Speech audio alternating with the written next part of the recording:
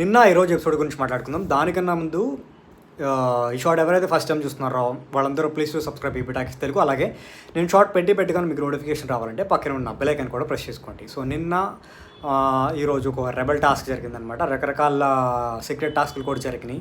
So first rebels ఇద్దరు మన దివ్య and Suman Shetty గారు వాళ్ళు ఇచ్చిన టాస్క్లు వాళ్ళు సక్సెస్ఫుల్గా కంప్లీట్ చేశారు. కానీ నాకు అర్థం కాని మ్యాటర్ ఏంటంటే, సో వాళ్ళు రెబల్స్ అని ఎవరికి చెప్పకూడదని చెప్పారు బిగ్ బాస్, కానీ దివ్య చెప్పేసింది కళ్యాణ్కి. అది ఎపిసోడ్లో కనపడలేదు కానీ లైవ్లో కనపడింది. దివ్య కళ్యాణ్కి చెప్పి నేనే రెబల్ కానీ నేను ఎలిమినేట్ చేయలేదని చెప్పింది. సో వీళ్ళు చెప్పేశాక కూడా వాళ్ళు ఎలా సక్సెస్ అయ్యారో నాకు తెలీదు. సో సక్సెస్ అయ్యి కంటెండర్స్ అయ్యారని చెప్పి బిగ్ బాస్ ఈరోజు చెప్పాడు. ఆ తర్వాత మన రీతు రెబల్ అయింది అనమాట. ఈరోజు ఆవిడ కూడా కొన్ని రకరకాల టాస్క్లు ఇచ్చారు, రకరకాల టాస్క్లు చేసింది. సాయి శ్రీనివాసన్ చంపేసింది. తర్వాత ఇంకొక టాస్క్ చేయలేకపోయింది. బట్ ఫైనల్గా కంటెండర్ అయ్యే ఛాన్స్ గెలుచుకుందనమాట. అండ్ మొత్తం డైరెక్ట్గా కంటెండర్స్ అయ్యింది మన సుమన్ శెట్టి, దివ్య, వీళ్ళిద్దరు కాకుండా ఇంకా మిగిలిందే 5 అనమాట. ఎవరు? మన భరణి, తనుజ, రీతు, ఇమాన్యుల్, రాము. మిగతా వాళ్ళందరినీ ఓట్లేసి చంపేశారు. కొంతమంది రెబల్స్ చంపేశారు. ఈ 5లో నుంచి 4 మాత్రమే కావాలి.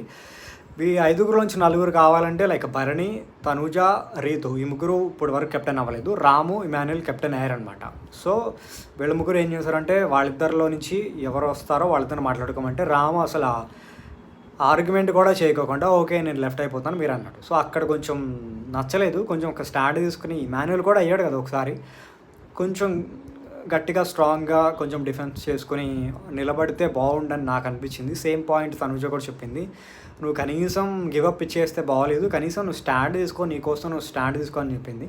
మరి రాము ఎందుకు అలా బిహేవ్ చేస్తున్నాడు తెలియదు. సో అక్కడేమో నేను లెఫ్ట్ అయిపోతాను అని చెప్పాడు, మళ్ళీ వచ్చి లోపల కూర్చొని సోఫాలో కూర్చొని ఏడుస్తున్నాడు. మన సుమన్ శెట్టి అన్న వచ్చి ఏ రాము నిన్నెవరు అడగలేదా అంటే లేదు అడిగారని చెప్పారు. బట్ ఓకే అంటే అవకాశం ఉన్నప్పుడు మాత్రమే స్టాండ్ తీసుకోవాలి. ఒకసారి మనం మాట వదిలేసిన తర్వాత అంటే లైక్ మనం మంచితనంగా ఉందాం అనుకున్నంత వరకు బయటికి ఎలా కనబడిద్ది, లోపల వాళ్ళు కూడా ఎలా ఉండేది, చేతకంతనంగా కనబడిద్ది. సో అది తెలుసుకుని రాము మరి తర్వాత అయినా కొంచెం తను స్టాండ్ తీసుకుంటే బాగుంటుందేమో. మరి కెప్టెన్సీ టాస్క్లో ఎవరు కెప్టెన్ అవుతారనేది రేపు తెలిసిద్ది. సో